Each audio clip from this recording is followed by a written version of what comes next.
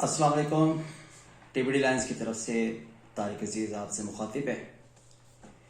میں آپ حضرات کی توجہ آج ایک اہم حساس معاملے پر دلوانا چاہتا ہوں. جیسے کہ سوشل میڈیا استعمال کرنے والے تمام دوست احباب بخوبی آگاہ کہ آج کل ایک اہم نقطہ سوشل میڈیا پر چل رہا ہے کہ جب ہم گوگل پر فرسٹ کیلف آف اسلام لکھتے ہیں تو ایک ملعون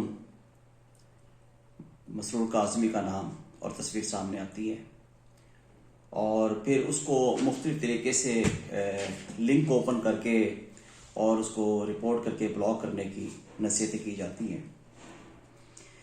میں آپ تمام حضرات کی توجہ اس طرح دلوانا چاہتا ہوں کہ سب سے پہلے میری درخواست یہ ہے کہ آپ حضرات اس لنک کو قطعاً نہ کھولیں اور نہ ہی اس کو بلاک کرنے کے لیے رپورٹس کرنے کا کوئی بھی طریقہ اس کو فالو کریں.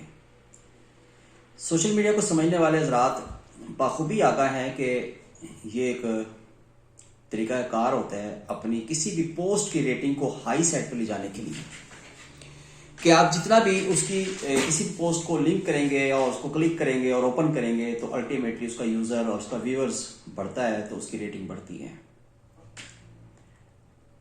تو یہ ایک طریقہ واردات ہے اس پوسٹ کو پھیلانے کا اور زیادہ سے زیادہ ریٹنگ کروانے کا.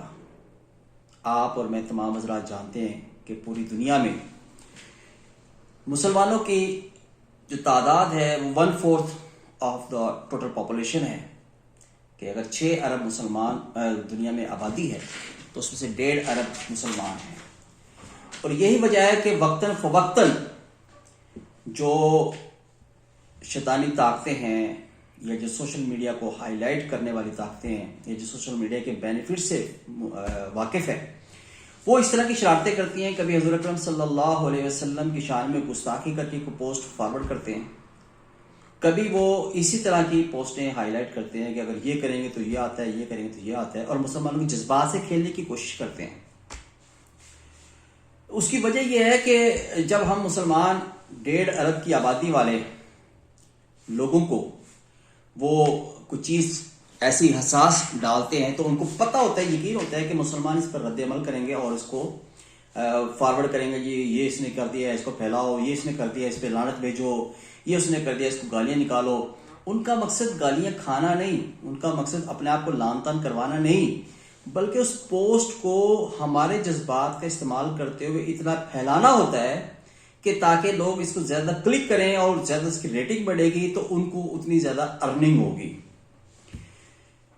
کیا وجہ ہے کہ صرف مسلمانوں کی ہی پوسٹوں کو، مسلمانوں کی ہی جو تعلیمات کے اگینسٹ ایسی کارروائی کرتی ہے، مسلمانوں کے ہی جذبات سے وہ کھیل کر سوشل میڈیا پر ہائی لائٹ کیوں نہ چاہتی ہیں؟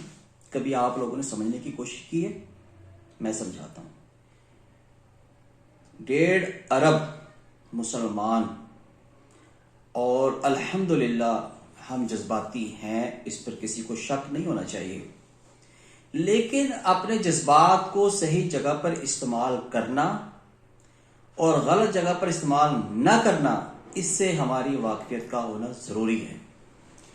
پوری دنیا کے دوسرے مذاہب کے لوگ جو ہیں وہ جذبات نہیں رکھتے، الحمدللہ ہم مسلمان جذبات رکھتے ہیں، لیکن ہم جذبات کو بعض اوقات غلط جگہ پر استعمال کر لیتے ہیں بغیر سوچے. اور وہ جو شیطانی طاقتیں ہیں وہ اس چیز کو سمجھتے ہیں کہ مسلمان کی اکثریت لا علم ہونے کی وجہ سے، کم علمی کی وجہ سے جذباتی ہونے کا مظاہرہ کرتے ہیں. تو آپ ایسی پوسٹیں جو آپ کو موصول ہوں کہ ہمارے نبی کی شان میں فلاں جگہ پہ گستاخی کر دی، آپ اس کو آگے پھیلاؤ، ایسا نہیں کرنا. اس کو وہیں دل میں لعنت بھیجے، زبانی لوگوں کو کہیں گے لعنت بھیجے ان کے اوپر، لیکن اس پوسٹ کو فارورڈ نہ کریں کسی کو. جس نے آپ کو بھیجی ہے اسی کو واپس کر کے سمجھائیں کہ اس پوسٹ کو آگے شیئر نہیں کرنی، اس کو یہیں پر دفن کر دیں.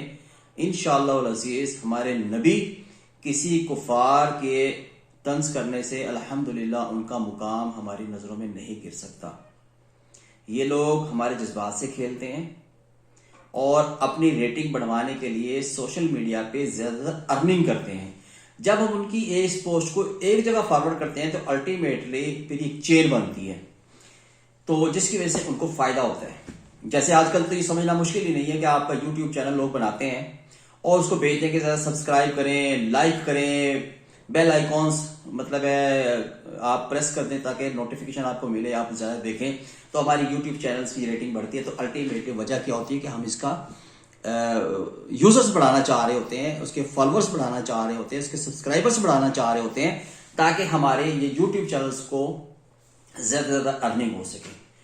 تو یہی وہ طریقہ ہے جو یہ لوگ شیطانی طاقتیں استعمال کرتی ہیں. تو خدا کے لیے آپ ایسی پوسٹیں آگے فارورڈ مت کریں، اور آئندہ بھی کوئی پوسٹ آئے تو اس کو ایسی پوسٹ جس میں ہمارے جذبات سے کھیلنے کی کوشش کی گئی ہو اس کو بالکل آگے فارورڈ نہ کریں. اس کے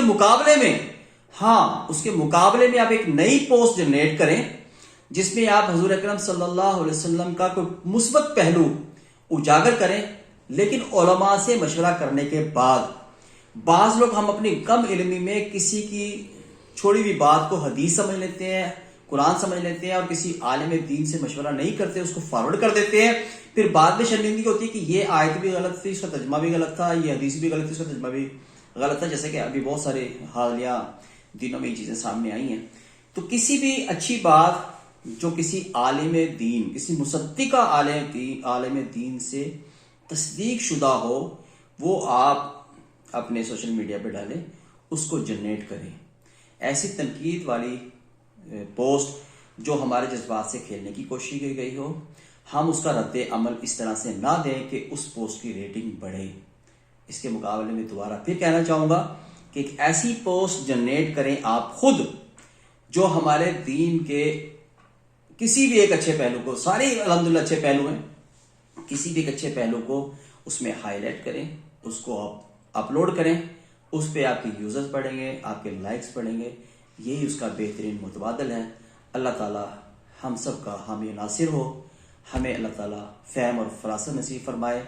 علماء، صلحاء اور وقت کے اولیاء کرام کی صحبت عطا فرمائے. اپنے آپ کو علماء سے ضرور جوڑیں تاکہ ہمیں صحیح باتوں کا اندازہ ہو سکے. یوٹیوب چینل کی جانب سے، ٹی وی ڈی لائنز کی جانب سے اپنے میزبان طارق عزیز کو اجازت دیجیے. ایک نئی صحبت علماء کے ساتھ جوڑیے. انشاءاللہ العزیز ہم سب کا اسی میں فائدہ ہے. السلام علیکم.